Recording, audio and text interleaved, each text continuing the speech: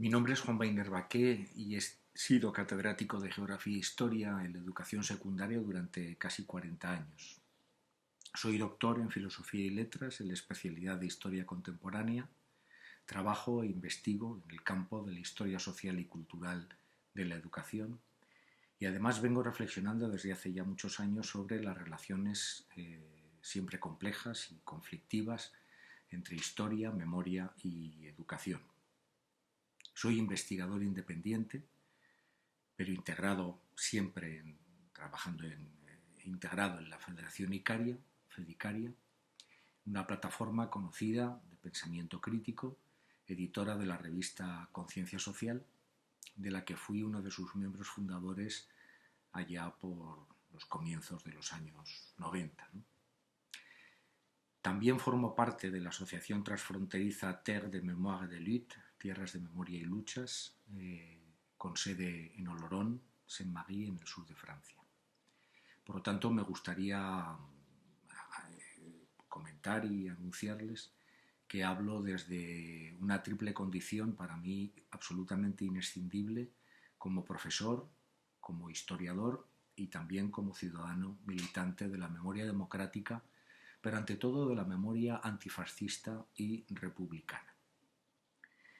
Agradezco en primer lugar a la Fundación 14 de Abril la invitación que me cursa para participar en este oportunísimo debate. Quiero subrayar que realmente me parece muy oportuno, centrado en la necesidad de exigir que se cumpla la Ley de Memoria Democrática de Aragón, que el próximo día 8 de noviembre cumplirá ya 2 años de su aprobación en las Cortes aragonesas, eso sí, con el voto en contra del Partido Popular y del Partido Aragonés Regionalista, conviene no olvidarlo, partido este último que actualmente forma parte de la coalición del gobierno cuatripartito que preside Javier Lambán.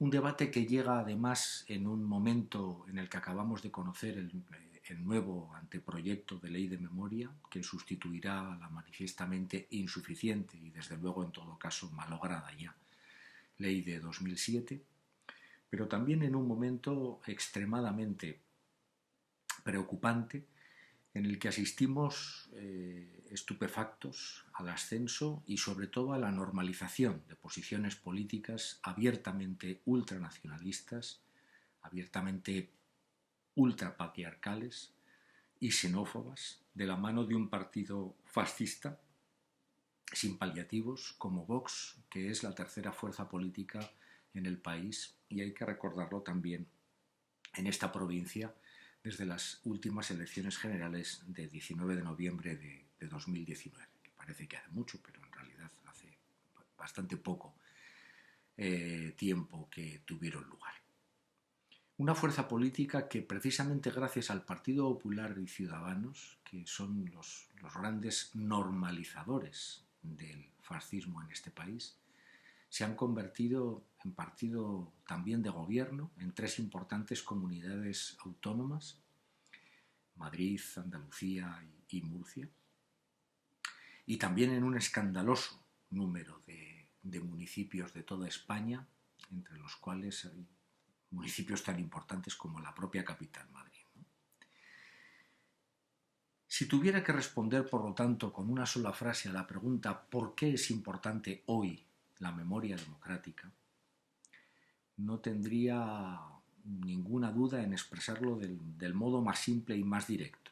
Es importante la memoria democrática justamente para no blanquear al fascismo.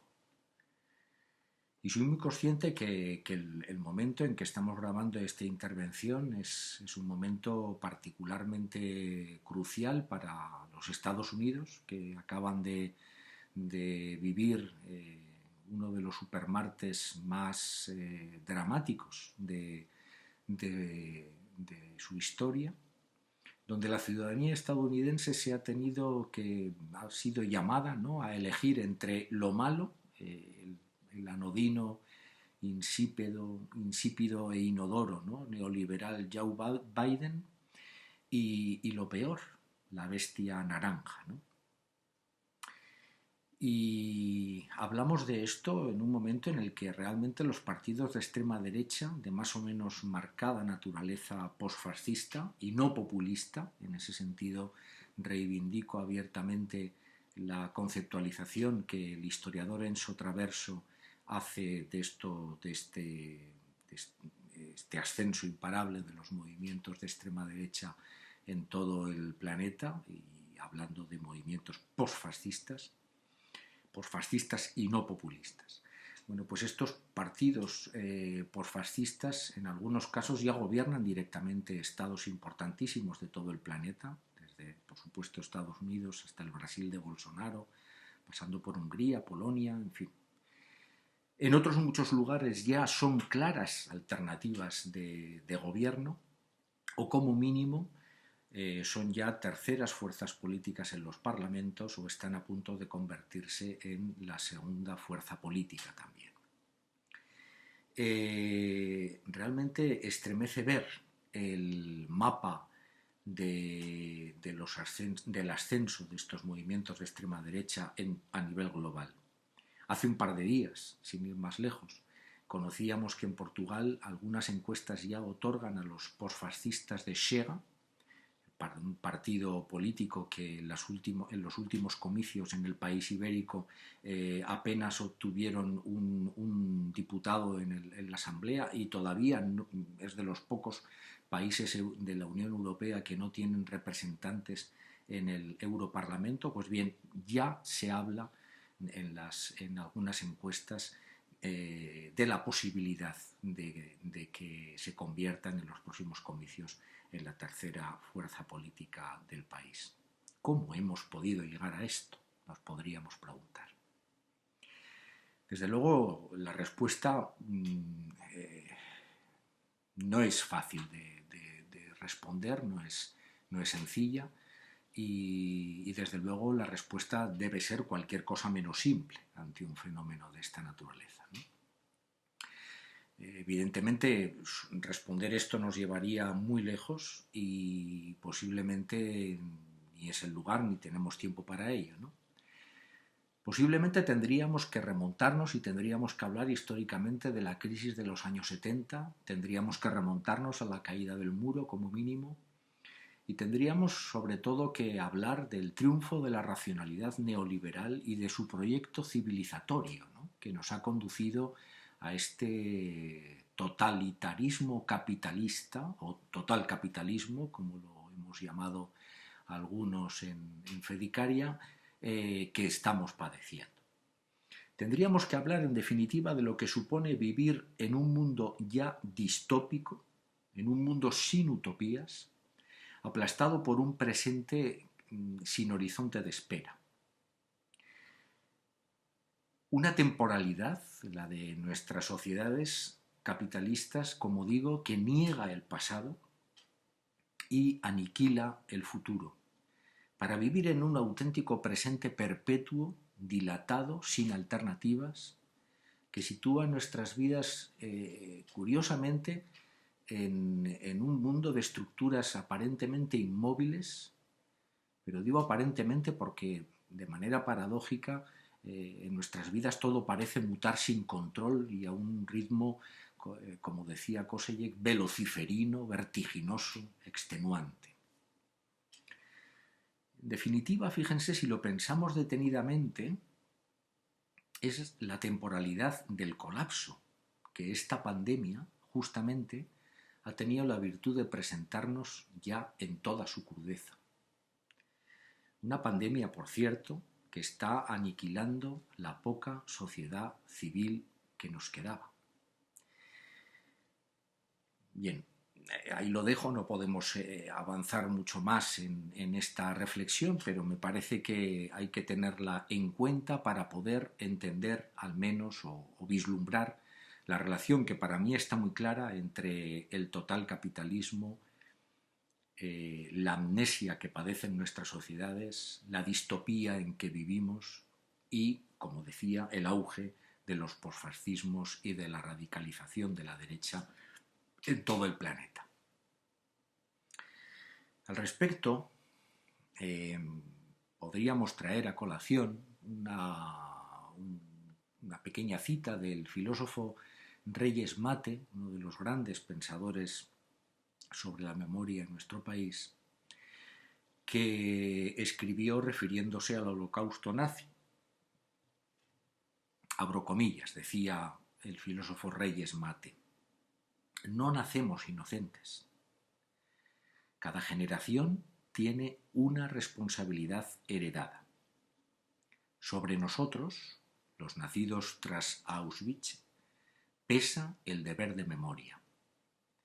El deber de memoria que no es acordarse de lo mal que lo pasaron los judíos en los campos de exterminio, sino que es la obligación de reflexionar sobre la historia política europea que llevó a la catástrofe. Cierro las comillas. Recordar es un imperativo moral y ético, y por lo tanto político. Hay pasados que no pueden ni deben pasar. La obligación de recordar es absolutamente inseparable del derecho a conocer. Y en los albores del siglo XXI, una sociedad históricamente ignorante es una sociedad, como vemos, enferma de amnesia y por tanto tolerante con la impunidad y potencialmente blanqueadora del fascismo. Por eso, en definitiva, está pasando lo que está pasando y por eso es enormemente oportuno, como decía al principio de esta pequeña intervención, la congruencia del debate que se nos propone.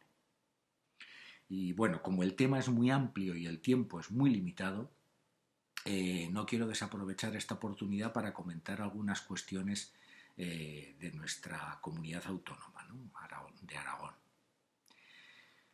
Y voy a empezar afirmando algo con absoluta y meridiana claridad, y es que en Aragón las políticas públicas reales y efectivas de memoria democrática, republicana y antifascista siguen siendo hoy un arcano insondable. Es decir, sencillamente no existen. Lo ocurrido en los ayuntamientos de Zaragoza y de Huesca, como se sabe, de signo aparentemente contrario o distinto, de signo político distinto, uno gobernado por el Partido Popular, Ciudadanos y Vox, el otro gobernado por un supuesto alcalde y una corporación supuestamente de mayoría minoritaria socialista. Lo ocurrido, como digo, en los ayuntamientos de Zaragoza y de Huesca, con el nomenclátor de sus callejeros, que están poblados todavía de destacados cargos políticos franquistas en ambas ciudades hace unas semanas, es suficientemente elocuente y no merece mucho más comentario para poder argumentar lo que estoy diciendo, la ausencia absoluta de políticas públicas reales y efectivas de memoria democrática en nuestra región. Nos lo recordaba hace poco el colectivo ciudadano de Huesca. El incumplimiento de la ley es insumisión y en el caso del Partido Socialista, como mínimo, la laxitud ante su aplicación es cobardía y falta de voluntad política. En definitiva, llamemos las cosas por su nombre, es blanquear el fascismo. Y esto es muy serio. 2 años después de la aprobación de la ley autonómica, casi 1 año y 9 meses después de su entrada en vigor, en febrero del año 19, la ley de memoria democrática sigue siendo en Aragón papel mojado. Ha pasado 1 año y 3 meses de gobierno cuatripartito, PSOE, Junta, Podemos y Partido Aragonés. Y ni siquiera se ha comenzado a desarrollar y aplicar el articulado que obliga a la eliminación de elementos contrarios a la memoria democrática, como estamos viendo. Por no hablar de acciones tendentes a la exhumación, identificación y dignificación, a la reparación y reconocimiento de las víctimas, o muchísimo menos aún intervenciones decisivas en el currículo de la educación obligatoria, en la formación del profesorado o en los libros de texto de primaria y secundaria, que evidentemente vayan un poquito más allá, ¿verdad?, de la apertura de rutas turístico-memorialistas, producción de audiovisuales o elaboración de materiales y unidades didácticas que, amén de su dudosa calidad y utilidad, sirven, seamos sinceros, para poco más que adobar la vanidad de sus autores y de los políticos y funcionarios que comparecen siempre como patrocinadores en la inevitable foto de su presentación pública. Lamento mucho ser claro, pero es así como pienso y como creo que las cosas acontecen. Desde luego la comparación es odiosa, pero sin abandonar el campo de la educación histórica que realmente me interesa, me viene a la cabeza, inevitablemente, el despliegue propagandístico en defensa de la historia medieval aragonesa al que asistimos en los últimos años, con el concurso del gobierno Lambán en pleno, la academia universitaria y el impagable apoyo logístico de la corporación Eneo, entregados a la causa de la reivindicación de la corona de Aragón y de paso, ¿verdad?, a las esencias identitarias regionales. Esa memoria política, ese relato aragonesista, que por respeto no voy a calificar, sí se ha trabajado a fondo y sin duda ha contribuido a manufacturar consentimiento y complacencia, como mínimo con el statu quo, ¿no? Desde luego, yo no defendería ni en mis peores pesadillas la constitución de un consejo asesor para la enseñanza de la historia como el que se constituyó hace unos meses con ribetes marcadamente inquisidores y mucho menos para velar por la verdad histórica, ¿no? Simplemente yo me conformaría, ¿verdad?, con que el gobierno de Aragón se preocupara porque el alumnado de primaria y secundaria recibiera una sólida, documentada y teóricamente informada formación sobre su pasado traumático reciente, es decir, sobre ese tracto matricial que va desde 1931 hasta el final de la transición, 1982, vamos a poner. Que recibiera esa formación sólida por parte de un profesorado realmente capacitado para ello, con un currículum científicamente actualizado, abierto y flexible, que realmente permitiera reflexionar con calma en las aulas sobre el pasado traumático, con sosiego, de forma recurrente y en todos los niveles educativos, precisamente para evitar que ciertos pasados pasen, ¿no?, al menos en la escuela. Me conformaría con que la escuela obligatoria en Aragón fuera un lugar, como en parte ocurre en otras partes de Europa e incluso en Latinoamérica, por ejemplo en Argentina o en Colombia, que fuera un lugar realmente comprometido con la memoria democrática, antifascista y republicana, que fuera un lugar donde al menos se pudiera contrapesar la nociva influencia de los más media hegemónicos, que como ocurre en Aragón con el cártel Eneo y sus historiadores de guardia, que ahí están promoviendo claramente un discurso antimemorialista y revisionista de neta estirpe neofranquista, y hay que decirlo con toda claridad. En definitiva, que la escuela aragonesa fuera un lugar donde se enseñara y aprendiera históricamente y sin subterfugios que en España, para ser demócrata, hay que ser por encima de todo antifranquista.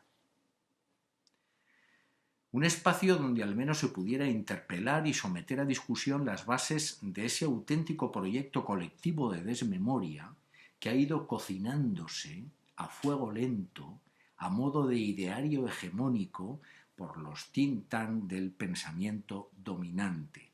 Me da igual que sea la Fundación Ortega Gregorio Marañón o la Asociación para la Defensa de la Transición o otras muchas. Y que se sustenta ese proyecto de colectivo de desmemoria en una suerte de ideologemas, ¿verdad?, de tesis que Ricardo Robledo y Francisco Espinosa, dos grandes historiadores y amigos, han acertado en convertir y en llamar el decálogo del neorevisionismo político franquista. Un decálogo que básicamente me van a permitir que lo enumere tiene evidentemente 10 tesis fundamentales. La primera sería: la República no fue exactamente un régimen democrático. La segunda: la República solo puede ser un referente para el presente desde la ignorancia y desde la manipulación. Tercero: hay que recuperar la neutralidad científica de la historia. Cuarto: la historia no tiene nada que ver con la memoria. Quinto: en esencia hay dos bandos y los dos bandos, como tales, fueron iguales. Sexto: el estudio de la represión debe abordarse de la misma manera para ambos bandos.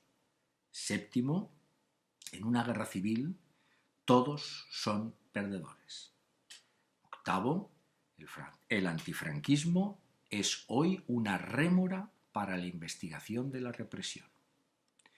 Noveno: hay que rechazar conceptos impropios e inadecuados, inactuales, como exterminio, genocidio o incluso represión. Y por supuesto el concepto de fascismo, absolutamente inadecuado para definir al franquismo. Décimo: nuestra referencia debe ser la transición democrática y la reconciliación nacional. Pasó lo mejor que podía pasar.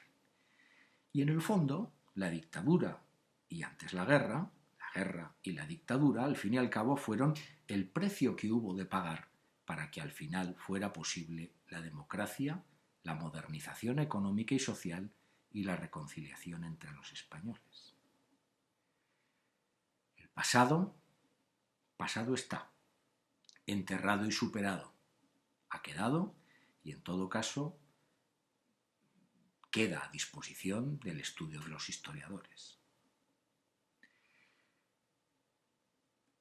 Este proyecto de desmemoria que realmente hay que combatir necesariamente desde la verdad y desde la escuela, entre otros sitios, entre otros lugares, me hace pensar que a la vista de todo esto, en Aragón y en España, no solo necesitamos una ley de memoria, necesitamos una sociedad y unos políticos con memoria, unos historiadores con memoria y una prensa con memoria, para que, entre otras cosas, se deje de blanquear el fascismo en sus nuevas formas.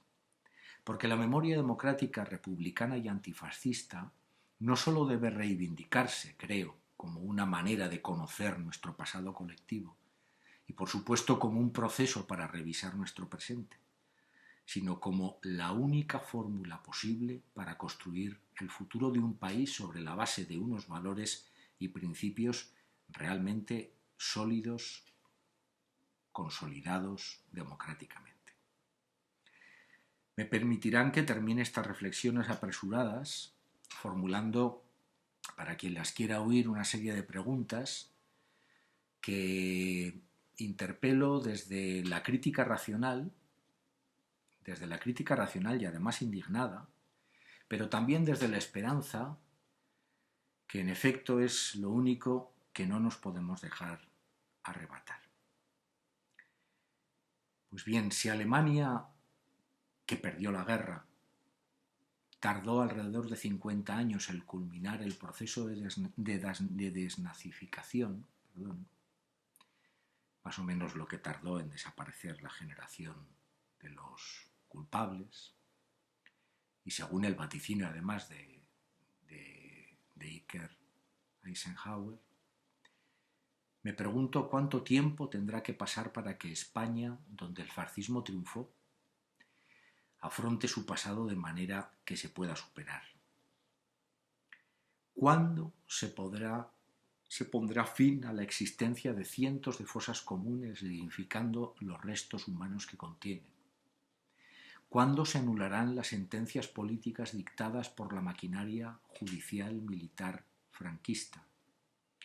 ¿Cuándo se abrirán a la investigación todos los fondos documentales que cumplan los plazos legales? ¿Cuándo se dotará a los archivos de personal suficiente para que cumplan sus funciones? ¿Cuándo pasará toda la documentación de carácter represivo relativa al ciclo del año 31 al 55 a manos civiles? ¿Cuándo se dedicará la atención que merece en la enseñanza obligatoria la reflexión colectiva de la historia reciente y en la formación de sus docentes? ¿Cuándo se reconocerá el carácter criminal y genocida de un régimen como el franquista, que además de acabar con la vida de miles de personas sin procedimiento alguno, firmó más penas de muerte que Alemania o Italia juntas?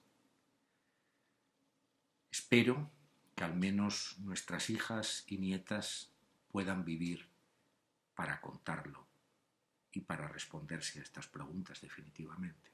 Muchas gracias.